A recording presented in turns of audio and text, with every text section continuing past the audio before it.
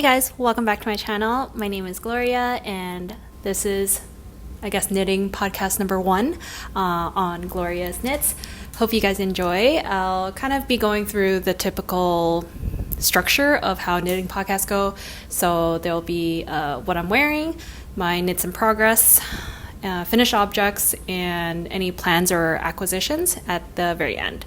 So if it's something you enjoy, make sure you subscribe to my channel, and that's it.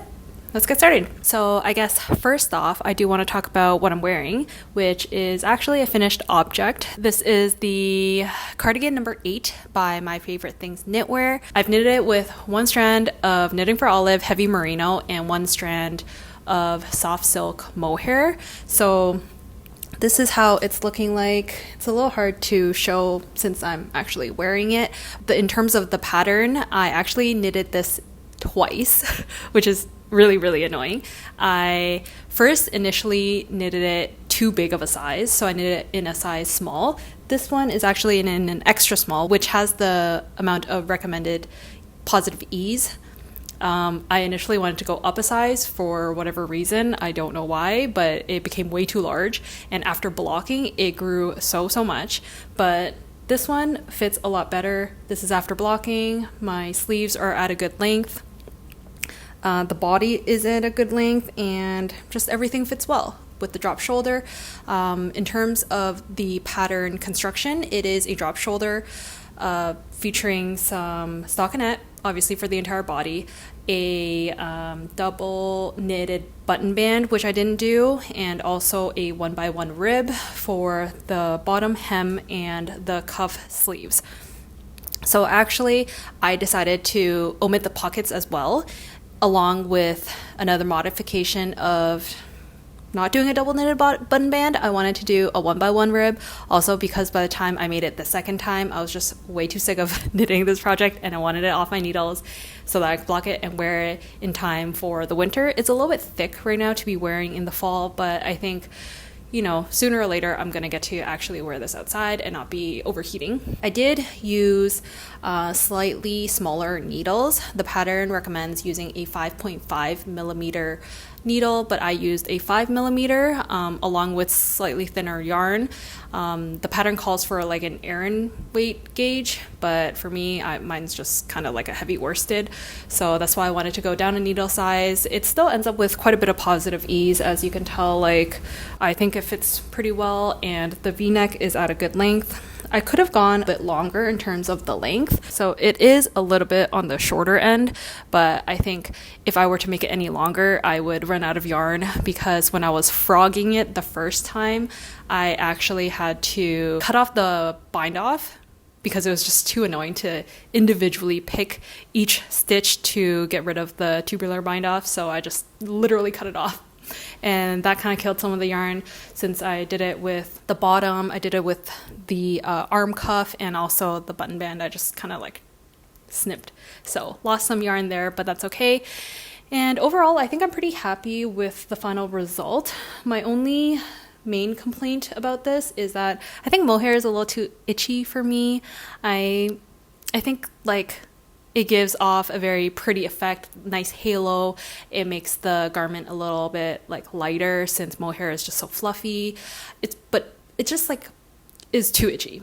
I think I'm just wearing a t-shirt right now, and I could feel it on my arms. Like on my body, obviously it's fine since there's a layer of a cotton t-shirt in between, but on my arms it's a little bit itchy. If I were to, you know, knit a sweater and the neckline were to be higher, I think that would also be very annoying, and since necks are a little bit more sensitive than like arms, that would be a bigger problem. So in the future, I think I would try to just knit more so with just one strand of merino or any type of wool, as opposed to combining one strand wool, one strand mohair. But yeah, the garment itself is very nice. It's a little bit kind of wrinkly right now just because I had it folded up in the closet. It's a little bit too warm to wear, but yeah, I really liked it. And I would say the yarn Knitting for Olive heavy merino does bloom very well, and it did feel a little bit like hard and scratchy and just like not great to knit with, but after you washed and blocked it, it's just like complete transformation. So definitely trust the process and trust the yarn. It's obviously very popular for a reason.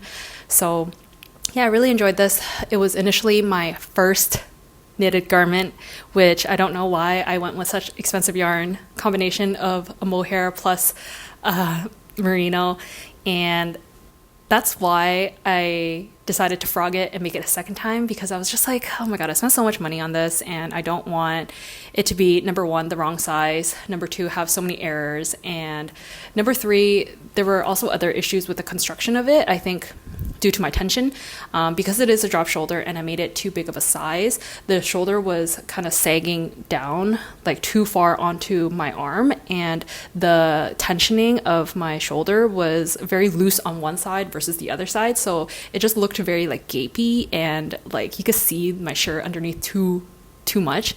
I'm still very happy with it, and I think this will be a very much treasured piece since I made it twice. And also because it reminds me of how far I've come with my first knitted garment versus, you know, after doing a few in between and then revisiting this pattern and being able to kind of do a much better job. So yeah, this one, cardigan number 8, my favorite things knitwear. I do think they could be a bit more size inclusive because I had to knit the smallest size, which is extra small, and it's still like really big, and I don't think I'm like particularly small. So if you were smaller than me, you wouldn't be able to knit this particular pattern and be able to not have it like overwhelm and swallow you up, because it's just like, it would be like too much positive ease, if you know what I'm saying. Like this one already has intended positive ease about like I think 13 inches or something like that, which is like very, very oversized. Let's move on to works in progress. I have 2 works in progress right now, and almost done for this one, so let me just grab it. Okay, so this one is my Stockholm Slipover V-neck by Petite Knit, and as you can see, I've done quite a bit of the body. I'm actually almost done the body. I'm just working on the ribbing right now. I did the ribbing of the armholes and the neck, so it's pretty much like very close to done. A little bit about the pattern is that this is a slipover. It's supposed to be a stockinette slipover with a V-neck and 1x1 ribbing on all the edges. But I decided to make it with a textured pattern, which I followed off some recommendation of someone's project on Ravelry, which very, very grateful for people and their very good notes. So I followed that. It's just a combination of like, I think 3 knit stitches, and then you do 1 purl stitch, and then the following row is just all knit stitches, and then the row after that you kind of alternate, like you shift over one of the stitches. So it's a little hard to explain, but if you were to knit something like this, I think it would be very much super fun. So yeah, this one is honestly my 3rd version of this slipover. I've really enjoyed this pattern. I've made it so many times now, and each one is a little bit different. The first one that I made was actually in a non-animal fiber. I think it was in acrylic, so it was a good kind of like introduction to the pattern because it does incorporate some German short rows. It did involve a lot of picking up stitches, so it was kind of nice to kind of get the basics down and be able to learn the like center double decrease for the V of the neckline. As you can see, this looks really neat, and I really like how that looks. But on my first version, I don't know what I did, but you were unable to see like that pretty like knit V, like that's in the middle right here. Like I somehow did that wrong. So yeah, I learned from that. But with this one, the yarn that I used was just some leftover Cascade 220, the non-superwash version, and it was in the color navy blue, so it's a really dark kind of like indigo color I really like. It's darker than the navy from Knitting for Olive. As you can see, like this blue versus that blue is a little bit different shade. But yeah, I had this left over because I made another sweater in the past for my partner, and it was the Northland sweater by Petite Knit. So we bought a few extra skeins out of that, so I used it for the body of the slipover. This one contained, I think, about a skein and a half, so maybe 150 grams. So I was able to get like this much out of the body with just like 150 grams of this yarn, and I used 4.5 millimeter needles. And yeah, I really like the construction of it. You start off with the back panel and you do some increases near the armholes, and then after that you pick up the edge for each of the front panels. Then you join at the bottom of the V, and then you knit in the round until you're happy with the length, and then you do the ribbing at the bottom. So yeah, the only reason why I chose two different colors is because I just really wanted to use up some stash yarn, as opposed to buy more yarn to make this pattern. But yeah, I really enjoy this, and I'm happy that I have both a plain stockinette slipover and also a textured one like this. So yeah, hopefully I have enough of the kind of like beigeish color yarn to do a really long ribbing, because it is quite short right now. Like, if you compare it to my body, I'm pretty sure it's gonna block out and like expand quite a bit, since it is a textured piece, so it's kind of all like cinching in right now. But yeah, just from experience, I know like this yarn does grow quite a bit. I would say like I can probably get like another inch or two, like widthwise and lengthwise. So yeah, very happy with that. Hopefully by the time the next podcast comes, this will be done and blocked, and I can wear it in my next video, because I love slipovers. I mean, there's obviously a reason why I've made 3, and I might make more in the future if I have like extra quantities of yarn, because slipovers obviously use less yarn than a full-on sweater.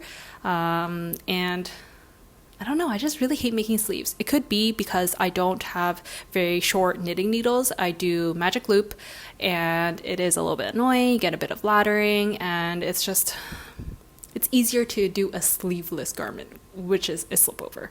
Okay, next up, I do want to talk about another pattern that I'm working on, and it is the Bluewave Cardigan by Doorumi design. I don't know if I'm pronouncing it right, but this is what I have of it so far. So first I want to talk about the pattern a little bit, and it's essentially a kind of lace and cable worked cardigan. Unfortunately only available in one size. It's originally a Korean pattern, but it is not translated in English. I think I had to translate it myself. Yeah. So it's a Korean pattern. So it's very common in Asian patterns to kind of only be like one size. A lot of Japanese patterns are like that as well. So I'm not too super surprised. But this one is a free pattern, so I will give it kind of like leeway since it has one size only. It's not in the right language, but I really like the pattern. It is a raglan cardigan with I-cord finishing around the edges. Pattern suggests using a 5mm needle, but using a cotton linen blend DK weight yarn, which I'm kind of not using. I guess mine will be more so a transition piece as opposed to like a summer garment, since I am using the yarn that I bought in Korea. So this is the souffle yarn from Samsam Knit. I will put the details down below, but I don't think they ship internationally. Since I do live in Canada, when I went to Korea for vacation, I actually bought this yarn. And it is a combination of extra fine wool with some cashmere and nylon. So it's very soft, and I do think it will bloom quite nicely, and the cables should open up with the lace. I got most of the body done. I believe it's supposed to be like really cropped. I already made it like an extra kind of cable longer than what is suggested in the pattern. So I think it should be long enough. I will add some I-cord finishing to the edges and along the front edges of the cardigan, and I still have to work on the sleeves. So there's quite a bit left to do on this, but it is taking shape really nicely now, and I'm really excited for it to kind of be like a nice transition piece, like I said, to wear in the spring or fall. Obviously, because of the lace work, there is quite a bit of holes, so it's not going to keep me that warm in the winter. I do think that the pattern looks more intimidating than it actually is, so it's quite, I wouldn't say a mindless knit because it is lace work and you do have to follow the chart, and the chart is pretty comprehensive. I don't believe that there were any mistakes per se, so I really enjoyed it. I felt like during the raglan increase portion, I did have to have like full attention on it because at that point I wasn't really like familiar with each of the pattern repeats yet, and like it's kind of just hard to wrap your head around like the increases along with the pattern and the lace work and the cables. I did make one kind of like major mistake, but I was too lazy to frog it at that point, but let me show you. Yeah, if you can see on the back here, all the cables are actually twisting in the same direction. In the pattern, you're supposed to be twisting kind of like half of the cables twist one way and then the other half twist the other way. I don't think it's a huge deal on the front. I have them twisting in the correct direction, but it's, yeah, I don't think anybody would really notice unless I pointed it out, but otherwise I think that was my only mistake, and by the time I realized, I was already on my second twist. Oh, there was hair on it. But yeah, by the time I realized, it was kind of too late. It was already on the second twist and I didn't want to frog back up until the previous one. So yeah, I just kept going and I think it's fine. I'm a little worried about the sleeve part on how I'm supposed to do this with magic loop. Hopefully there won't be like significant laddering, but even if there is, hopefully I can block it out. But yeah, I've been really enjoying this. According to the yarn on the website, it's supposed to bloom really nicely and kind of fill out any of the gaps. So right now it does feel a little bit small, and I think it will kind of grow a lot when I block it. So I'm not too concerned. I'm more so concerned about the length of how cropped it is right now. But yeah, I think that will also kind of sort itself out. And if it doesn't, then I can just wear it with like dresses, like in kind of like a long maxi dress or something like that in the spring or fall, and it should be okay.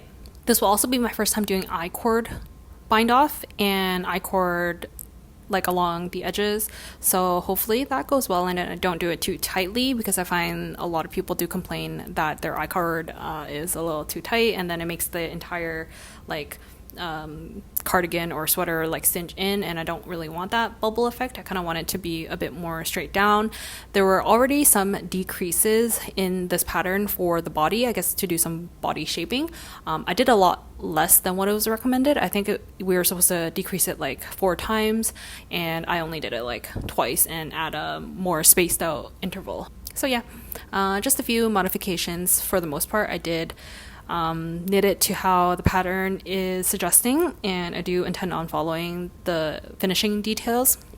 I also saw some Ravelry projects where some people did a ribbing as opposed to I-cord edging, which, I mean, sort of works, but I think preference-wise, I rather have I-cord, just because I think I-cord kind of looks really nice on more feminine or like dainty looking garments, as opposed to ribbing looks better for like an oversized or like bulkier, like more slouchy fit. I'm really excited with these works in progresses. I did most of the knitting on my trip to Asia these past couple weeks. Normally I knit a lot slower, but because I had time off work and there was a lot of waiting in between, you know, taking flights, taking trains, and just like resting in the hotel, it was really good to kind of have a project on the go while it was still fairly small. So with my slipover, there were no sleeves. With my new cast on with the yarn that I bought in Korea, like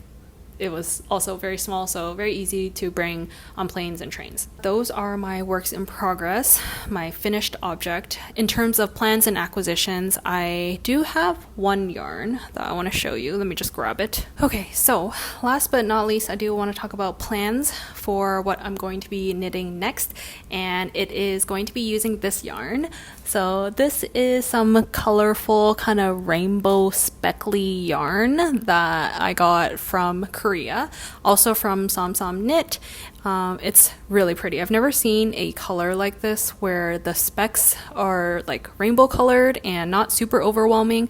It is like 100% like really rustic wool. It feels like it would be quite itchy. And I do plan on holding this double because it is a fingering weight. So this is fine, soft Shetland wool, 100%. I wouldn't call it soft, but that's okay. Each of these cones are 200 grams and has about 900 meters. So per 100 grams, there's 450 meters. And yeah, I guess that makes it a fingering weight wool. So if I hold it double, it'll pretty much be like a DK weight.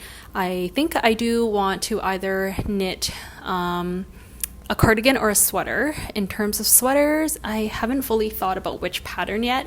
The contenders for cardigan wise, I'm thinking either the new cardigan that My Favorite Things Knitwear put out. Is it cardigan number 9? I think it's most likely cardigan number 9. I'll put a picture up here, and also considering the Paul cardigan, which I saw string things by Mel.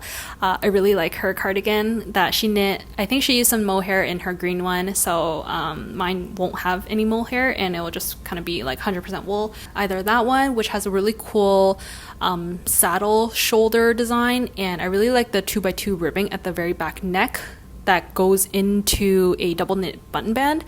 I think all of that is just super like unique. I don't really see that in other cardigans. Usually it's like one single type throughout like the whole button band, over the neck and then down the other side.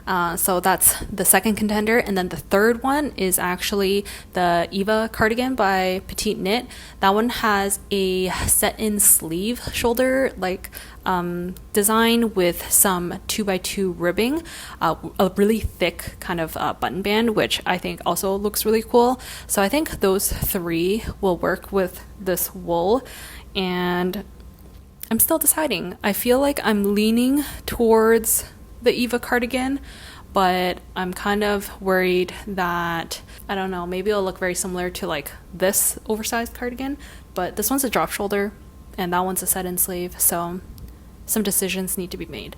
But yeah, I'm just worried because this is so itchy and rustic of a wool. If I were to make a sweater, I don't want the collar to kind of like go up too high, and the whatever shirt I'm wearing underneath, it doesn't kind of protect my neck area, and then it just becomes too itchy for me to actually wear. So I do want a practical piece, and a piece that I can wear very regularly throughout this winter, since this yarn is really special. I have 3 cones of it. It should definitely be enough to make an oversized pullover or cardigan.